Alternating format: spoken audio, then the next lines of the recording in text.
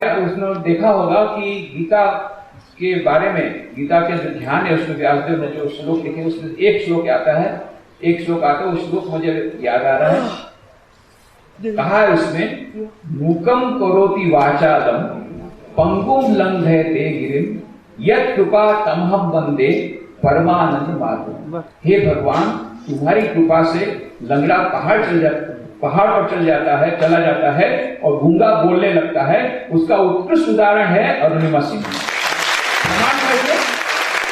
प्रमाण करिए।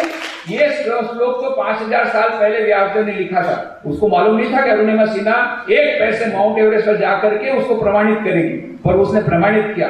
क्या कहा? मुकम करोति वाचालम। जो गूंगा है वो बोलने लगता है। उसने कभी मोटिवेशन टॉक नहीं दिया। अभी भी मुझे बोल रही थी, मुझे बोलने में बहुत टेंशन हो रहा है, इतने सारे युवकों को मैं कैसे बोलूंगी। पर जब भी बोलती है, हर समय बिगनिंग में ऐसा ही बोलती है, हर एक समय उसको स्टैंडिंग ओवेशन मिलता है। हर एक समय स्टैंडिंग ओवेशन मिलता है। हर समय यही बोलती है कि मुझे बोलना नहीं आता। क्यों?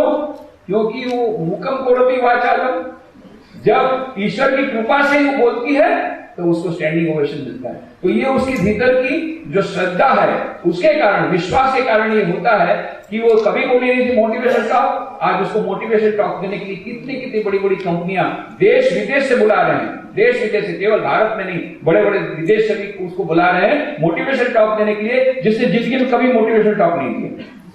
तो ये मुकम करोति वाचालम हुआ। अब पंगुम लंघयते गिरिम, लंगड़े को पहाड़ पर चढ़ा दे। और सबसे बड़ा पहाड़ पृथ्वी में कौन सा? सबसे ऊंचा माउंट एवरेस्ट। तो केवल पहाड़ नहीं, माउंट एवरेस्ट पर चढ़ा दे लंगड़े को। ये है ईश्वर की कृपा। ये ईश्वर की कृपा हुई। अरुणिमा पर ईश्वर की कृपा क्यों हुई? क्योंकि उसने उन पर श्रद्धा रखी, इसलिए उन पर कृपा हुई। उसने वो फोटो को अपने पास रखा हमेशा के लिए और देखती रही। वो एनर्जी कैप्सूल बनी, उसकी वहां उसने पूजा की। और मैंने उसको ये पूछा था, तुमने प्रार्थना क्या किया? मैंने पूछा, ऊपर में जाकर प्रार्थना की।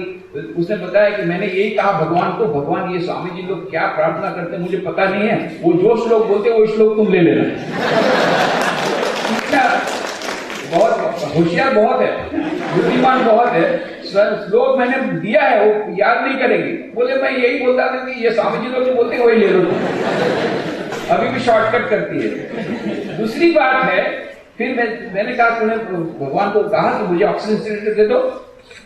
नहीं, वो तो बात याद ही नहीं आई। तो क्या प्रार्थना की उसने भगवान से कि हे भगवान, मेरे से भी ज्यादा दुखी बहुत लोग हैं, उन पर कृपा करना। जो मुझसे ज्यादा दुखी है उन पर कृपा करना।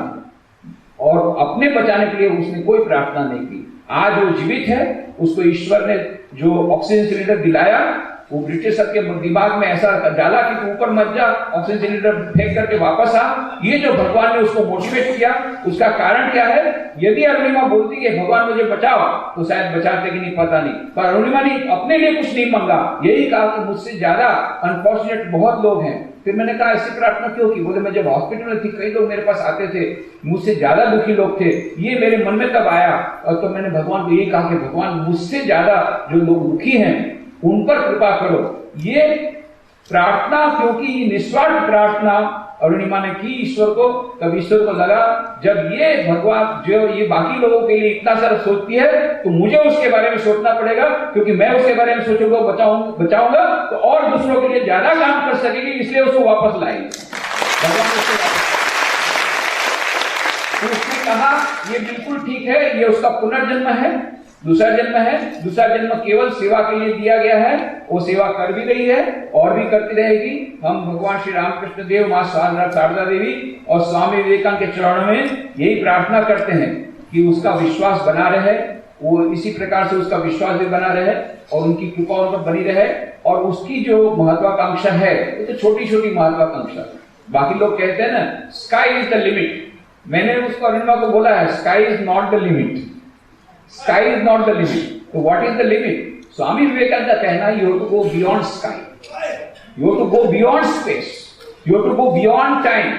Beyond time, space and causation. ये सारा विश्व है within time, space and causation. और जीवन का उद्देश्य है उस अनंत को प्राप्त करना ये समय काल और स्थल की मर्यादा के पार होकर के उस अनंत को प्राप्त करके अनंत सुख, अनंत ज्ञान, अनंत आनंद, अनंत शक्ति प्राप्त करना, ये प्रत्येक मनुष्य का लक्ष्य है। तो इसीलिए मैंने तो कहा ये सब छोटा छोटा लक्ष्य अभी पूरा कर लो, बाद में you have to go beyond the sky.